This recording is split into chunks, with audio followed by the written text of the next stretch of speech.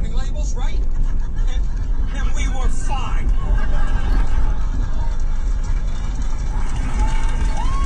That's right, we were fine. Sure, a few people died, but we didn't need those people. Water has a warning label. Water has a warning label. Water, water, water, water, water.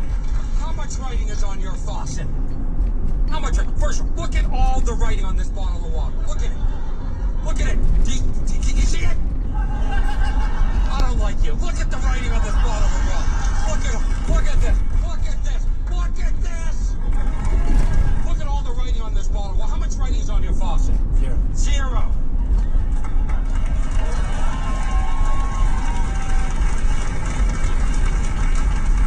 They're so afraid of being sued. Everybody's suing everybody. I'm suing 4 people myself right now. These class action lawsuits, they're great. You don't even know you're suing somebody until you check your mail and there's a postcard. Were you in Best Buy in 2012? I guess so. Did you buy a flat screen TV? I think I did. They might owe you money. I think they do. Where do I sign this important postcard? Then I tell everybody, people are like, oh, you know, you look exhausted. I'm like, well, I'm suing Best Buy. A lot of stress in my life. We're going into closing arguments next week. Water has a warning. Look at all the writing on a bottle of water. Warning, do not swallow cap. I think we can afford to lose those people, right? Time to lose some of the cap swallowers. Now we're down to 6.5 billion. Do not refill. Because maybe some of us will figure out the old stuff tastes a lot like the new stuff. They'll put anything on there to protect themselves. Well, warning, this was bottled in a factory where there were once peanuts and all. Peanut might have fallen into the water. There's a shellfish factory next door. Shellfish might have walked over and dipped its toe in the water. Warning, the guy who bottled this may have had eggs for breakfast. If you're pregnant, ask your doctor if you can drink water. May or may not contain water. If you're still reading this, get help. And water has an expiration date. Water can't expire.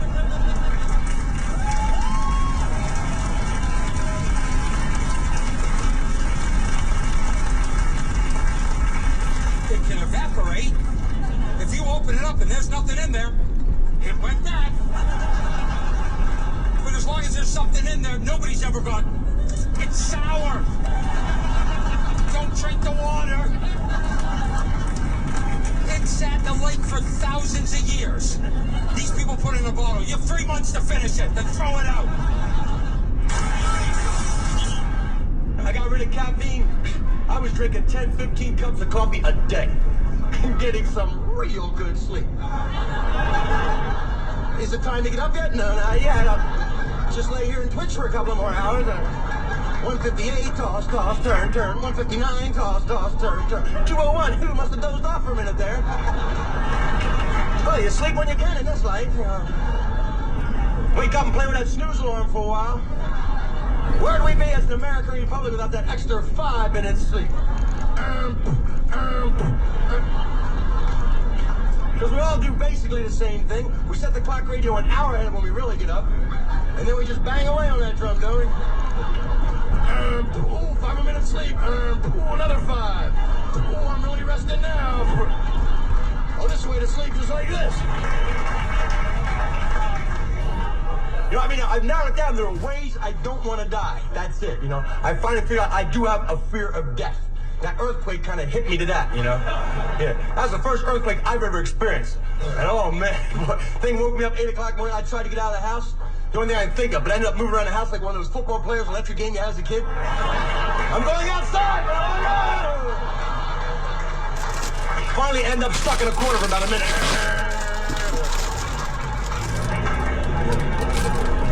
I'm originally from the East Coast. So what happens when an earthquake hits California? All your relatives from the East Coast try to call, see how you're doing. My dad's the first one to break through. How you doing, boy? All right? Like, what's he gonna do? If I answer the phone, help! I'm trapped. Help, Dad! Is that you, Dad? Hold on, boy. Your mom's warming up the car. We should be there in 5-6 days. Doesn't want to stop for one of those damn garage sales. I keep telling her. There are other ways I don't want to die. I don't want to die one of those deaths, you know. I don't want to be eaten alive by another animal. That's top of the list, man. I don't want to be eaten. I don't want to look down and see another animal working its way up my leg. You see, we as people, we think we're at the top of the food chain. Wrong. People, shark. We'll look at it from the shark's point of view. If you're a shark, what would you rather do for your meal? Chase a tuna zigzagging at 30 miles an hour? Or head for the thing that's bobbing in the surf and yelling? Hey, throw me a frisbee.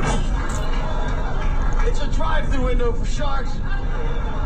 There's another way I don't want to die. I don't want to die one of those deaths right where I'm going. Everyone says, he didn't know what hit him.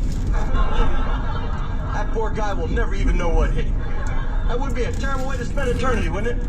Walking around, people going, what happened to you? I don't know. I'm Jeff Foxworthy. Hey, it's Larry the Cable Guy. Check it out. Jeff and Larry's Comedy Roundup. The coolest thing that we got was freaking dope. My parents got divorced before it was cool. Like nowadays, I feel like if your parents aren't divorced, you're probably getting bullied, you know? Like, what's that? Your parents still love each other? Ah, it's probably your fault.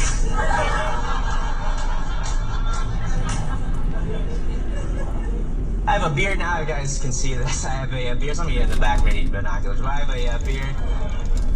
For the longest time in my life, I could never grow a beard. And then a couple months ago, just sprouted up. And I was very proud of that fact until a few days ago, I started to notice a bunch of gray hair in my beard. Yeah, exactly. I'm 23. That's not good.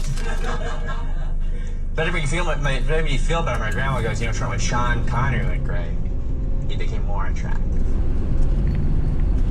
I go, gee, thanks. Now I got the market curtain on 20-year-old girls who are physically attracted to Sean Connery. Also, I don't look like Sean Connery. Sean White, maybe.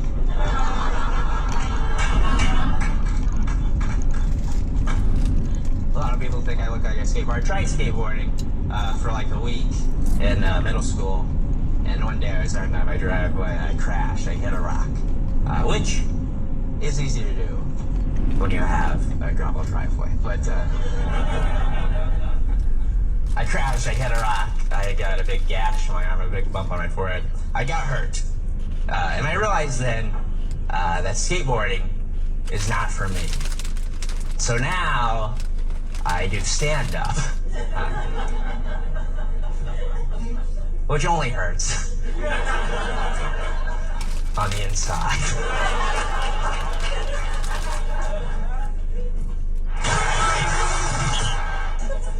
But you can screw up, man. You can. You know, you can screw up. Like, my parents were good parents. They were great parents, but they made mistakes. Like, I'll never forget. The main lesson my mama taught me was be kind. The main lesson my daddy taught me was be honest. Neither of them taught me how to deal with the world and how those two lessons clash every day.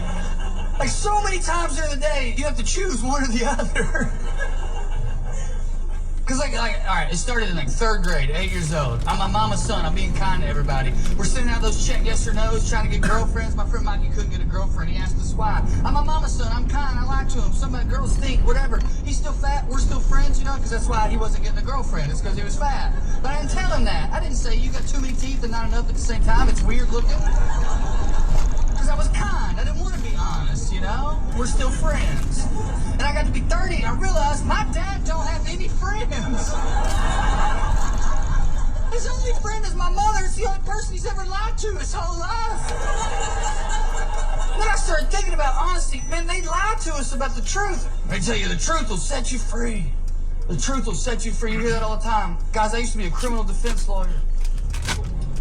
The truth very much does not set A confession. That's what we call the truth.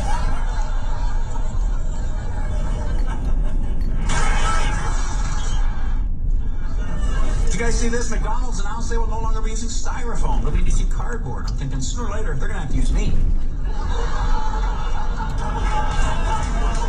Wow, apparently McDonald's fans in here. I'm sorry.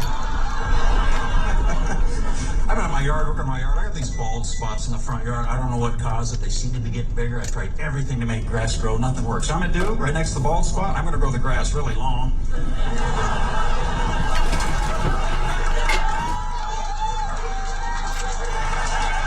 Bring it over the top, baby. Gonna make my yard great again.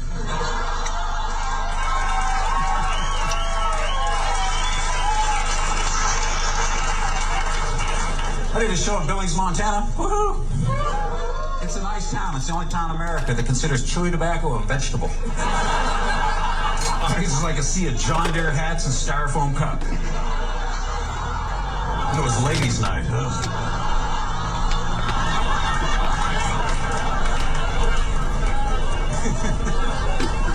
I was in Portland, Oregon last summer. This is a newspaper while I was in Portland. The sheriff's department had pulled a headless body out of the Willamette River. So write the article, the Multnomah County Sheriff's Department has not yet determined the cause of death.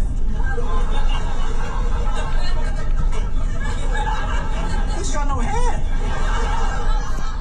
I just picture all these cops. I go, what are you supposed to kill him? Think he drowned? Put that water in right down his neck. But the article went on to say they had not yet ruled out suicide. I mentioned there was no head. I mentioned that, right? How do you chop off your own head? That's what I'm... Oh, gee, this hurts.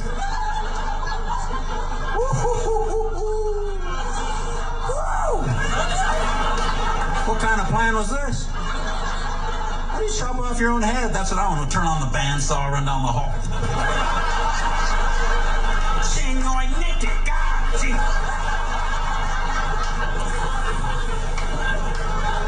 Honey, we go to the emergency room. How do you chop off your head, hide your head, go jump in a river? Oh, fine, I got my head off. Gee, that's a lot of work. All right, I gotta hide this darn thing now. Okay. There's a good spot. They'll never find that. I'm gonna go jump in a river. Where's the river?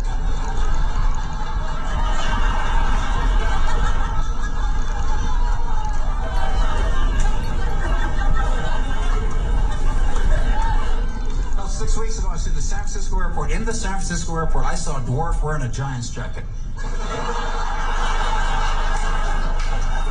I gotta be honest with you, I couldn't stop laughing. I look around and go, does anyone else not see how funny that is?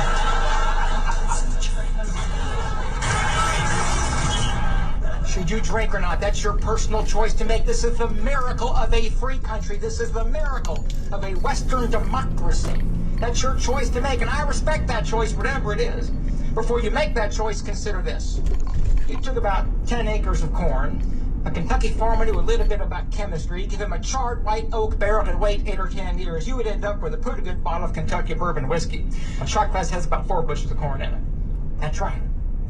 Medical Association recommends you consume 6 servings of vegetables each and every day.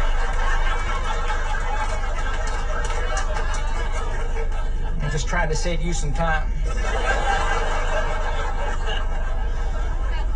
Tonight I'm drinking a whiskey you can only get here in Kentucky. This is Weller 107 proof, 12-year-old, handmade, single barrel, small batch Kentucky straight bourbon whiskey. This is not for children.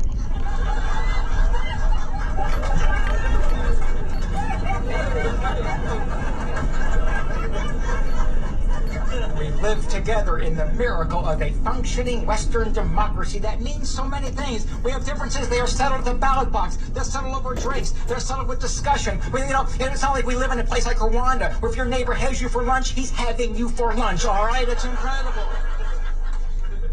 People of vastly different political beliefs live together next door to each other in peace in this amazing country. It is a miracle. My politics right now, I'm going to tell you politically, I am conservative, I am right-wing, I am reactionary, I'm a middle-aged man who will not be pushed any further. If it's politically incorrect, I have it in my life right now. I have baby heart seal seat covers in my car.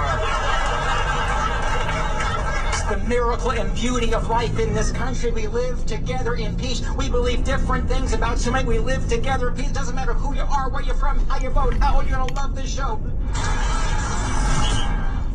So I grew up without a dad, which, if there's anyone in here that grew up without a dad, you might be able to connect to this next chunk.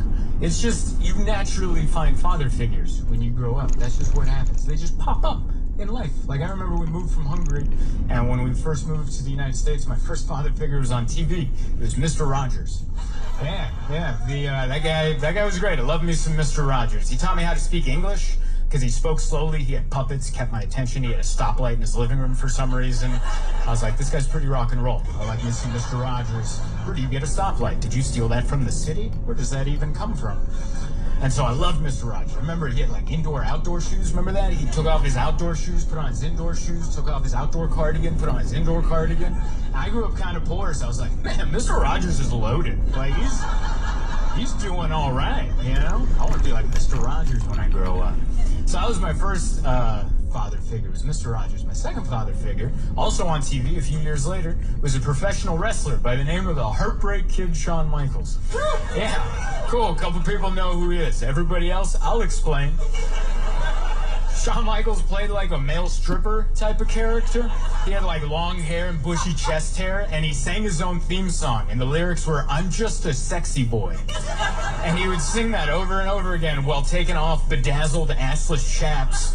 And I was 10 years old, like, hell yeah, dude. This guy rocks. So those are my first two father figures, is Mr. Rogers and the Heartbreak Kid Shawn Michaels.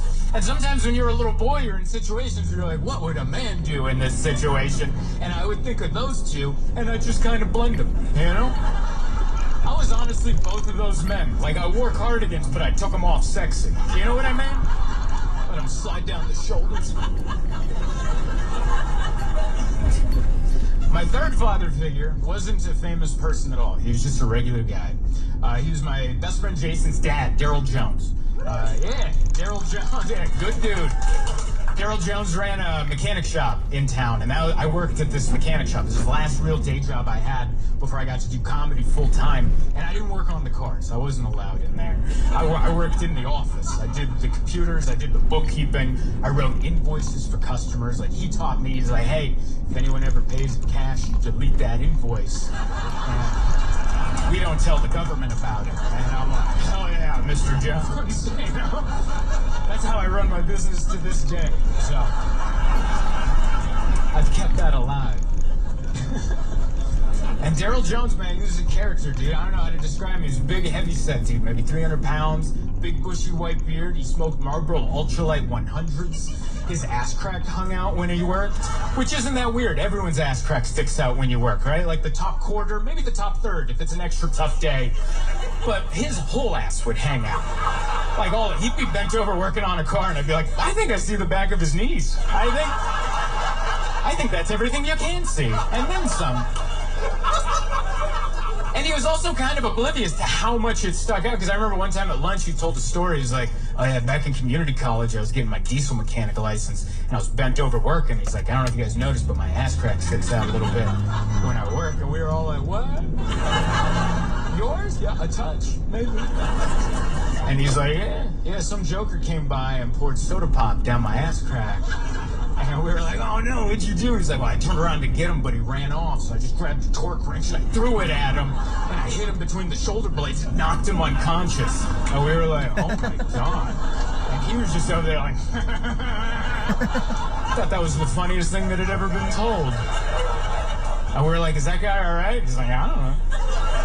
It's like a classic redneck story. You hear something that ends in what sounds like a murder, and then they just trail off at the end. You're like, what happened next? I don't know. I had to get to second period. I was carrying a full schedule. This dude he was an interesting character, man. He had all these southern sayings, even though he wasn't from the South. He was born in Albuquerque, New Mexico, which he claimed was the South. But he was so intimidating, nobody ever corrected him. Like, people would ask him, like, where are you from? He's like, the South. And they're like, where specifically? He's like, Albuquerque. And everyone's like, absolutely. Yeah, hell yeah. That Mason-Dixon line runs all the way across. Everybody knows that. Straight to Hawaii, splits the islands. Just intimidating. And he had all these southern sayings. They didn't make any sense, but they were terrifying. Like, if we ever had an issue with a customer, he'd be like, get him in this shop. I'll show him how the cow eats the corn. I was like, what the hell does that mean? How the hell do cows eat corn? And I don't want him to show me, you know? He was a wild dude, man. He's the only guy I've ever met that was banned from Best Buy. He was banned from our neighborhood Best Buy because he choked a kid that worked there. Because he was trying to buy his wife a Christmas gift, and somehow the conversation in the electronics department went sideways. And he said the kid said something rude to him, so he started throttling him, as you do. And while he was choking him, he goes, in a second, I'm going to turn you loose. What a great thing to say, by the way. If I ever have the opportunity to choke somebody, I'm going to go, in a second, I'm going to turn you loose. But he goes, I want that damn memory card on this counter. And he throws it back, and the kid's like, I'm calling security. And he goes, you better call all of them, because I'm fixing to dance. He was like a poet of violence. Like, his words were beautiful, but terrifying. Like, if Charles Bukowski fought in the UFC or something, you're like, what? Mesmerizing. And I know at this point, you're like, this guy was a father figure in your life? He was. Like, listen, he was rough around the edges. A lot of people either loved him or hated him. And the people that hated him were probably assaulted by him. And that's fair. You know, if someone beats you up, you're probably going to not like that guy. But that's not the relationship I had with him. Like, he treated me like an honorary Jones. He treated me like a son. He treated me like he's like a dad to me. He never said I love you, just like a real dad. But it was the way he treated me that I could tell how he felt. Like, he knew this was my dream. He knew I wanted to do comedy, and he knew this job was just paying the bills. So he always let me leave to go do my shows. He's like, your job's here when you come back to it. And I remember one time I had to leave work early to do a show downtown San Diego at the Hard Rock Hotel. It's a private event. I go down there, and I bomb my ass off. Like, I just have the worst set of my entire life. I tried really hard, but it just wasn't in the cards for the Z-Man that night. And, maybe because I was calling myself the Z-Man that night. If I'm being honest, it might have rubbed some people the wrong way. But I bombed so bad that at the end of the show, they didn't want to pay me the $400 that they owed me. Yeah, and I remember being demoralized that I bombed so bad, but I still argued for the check. I was like, I think you still have to pay me if I suck. And they begged to differ. So I left without getting paid. And I remember that Monday, I went back to the shop, and I walk in, and Daryl's sitting there smoking his Marlboro Ultralight 100s. He's puffing away, and he's like, how was your little show on Friday? And I'm like, not good. I ate my ass for an hour. And he laughed away, like, that's probably going to happen a few more times, I would assume. And he's like, I'm sure it wasn't as bad as you thought it was. And I'm like, oh, no, it's worse than you're thinking. I bombed so bad they didn't pay me the $400 that they owed me. And he's like, really? And I'm like, uh-huh. He's like, they should still pay you if you suck. And I'm like, that's what I said. And I'll never forget this. He took a long puff of his cigarette. He's like, all right, well, give him another call. But if they don't find your check by Friday, maybe you and I close the shop early. And we mosey on down to the Hard Rock Hotel. And we start tipping things over in the lobby until they find your check. And I could tell by the look in his eyes, he was serious. All right? Not only was he serious, he was kind of excited at the opportunity. He had a twinkle in his eye, like, I would love to vandalize the lobby of a high-end hotel. And I'm on the other side going, oh my God, I hope they find my check. Because I'm going to be an accomplice. And I was just so blown away, like, this man was ready to close his business for an entire day, drive an hour downtown to vandalize the lobby of a high-end hotel so I could get my check. And I was like, this is the love from a dad I've been looking for my entire life. That's what dads are for. That's exactly what dads are for. Dads are there to commit a felony so you can get the check for the dream that you suck at. And I was just blown away, man. I was like, man, so he stuck with me. And Daryl Jones isn't around anymore. He passed away in 2019. He needed a heart transplant, and they wouldn't give him one. And probably for the safety of the community, I often wonder how many ass kickings didn't happen because they didn't give him a new ticker, you know? And but I remember I went to go visit him, and I came on like the worst day. I came on the day that they told him they're not going to give him a new heart. And so I didn't know that showing up. I was like, oh, I'll tell some stories from the road. At the time, I was doing comedy full time. I'm like, he might giggle at this or whatever. And I showed up, and then I found out that they just told him he's not getting a heart.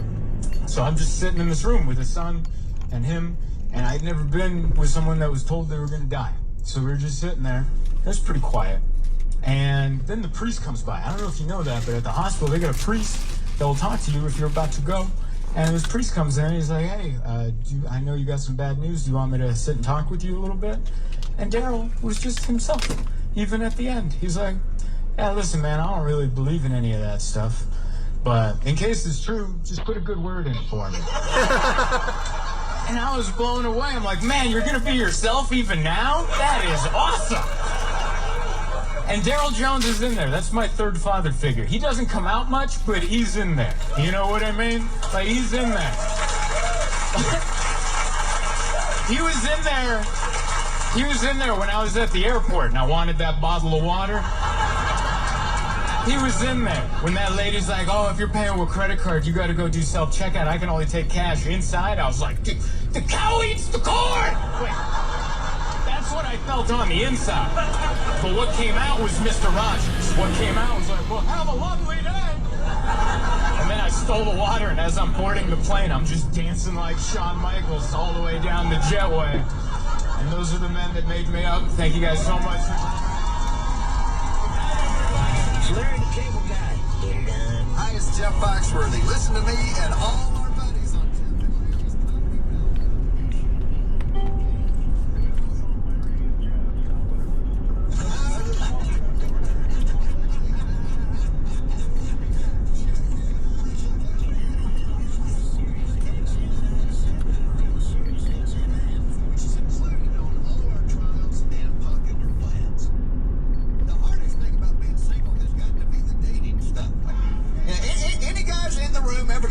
girl that forgot to tell you she had a boyfriend? That is information you need. That happened to me. I went out with this girl one time, and we had a nice time. We went out to dinner, and after dinner, we came back to my apartment. Now, we've been at my place about half an hour when there's a knock on my front door. I walked out, opened the door, there's a 250-pound guy staring at me going, what the hell you think you're doing with her? I looked him right in the eyes and I said, I'm cutting her damn hair and you're just going to have to wait, all right? I'm Jeff Foxworthy. Hey, it's Larry the Cable Guy. You're done. Listen to me and all our buddies on Jeff and Larry's Comedy Roundup. Check it out. I know there's a subtle difference between motorcycles and mopeds. It's a very subtle difference. Like a motorcycle says like, hey, I don't fear death, and a moped says, I don't care how I die.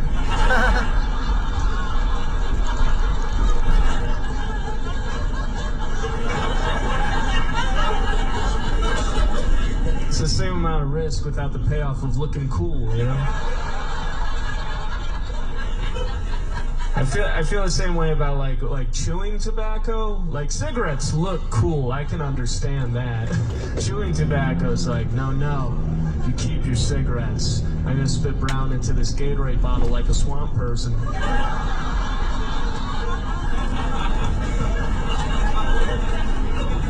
Let the ladies come to me. Weird.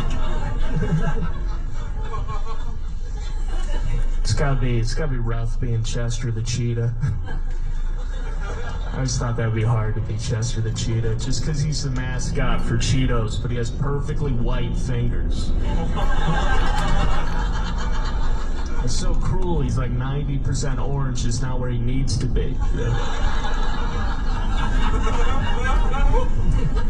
Because of jokes like that, I get offered weed a lot.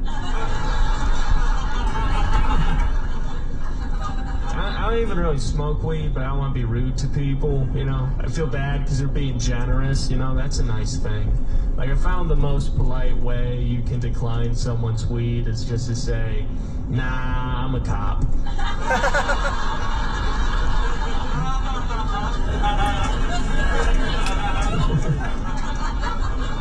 Like, all right, never mind. Pilots don't care if you turn their weed down at all. They don't care. I just feel bad about it. I'm insecure about it. Like, if someone offers me a pot cookie, I don't know what to do. There's too much going on up here between Catholic guilt and Midwestern politeness that I can't handle the level of generosity reached when you combine the difficulty of getting weed with the thoughtfulness of baking cookies.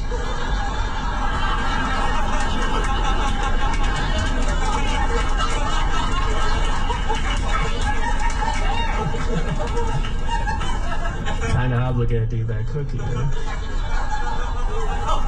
Yeah. I worked at a golf course for like 8 summers, but I didn't really golf, so I didn't know how to answer people's questions. They just assume you golf. Like, one day out of the blue, this old man said to me, "Hey, what's your handicap?"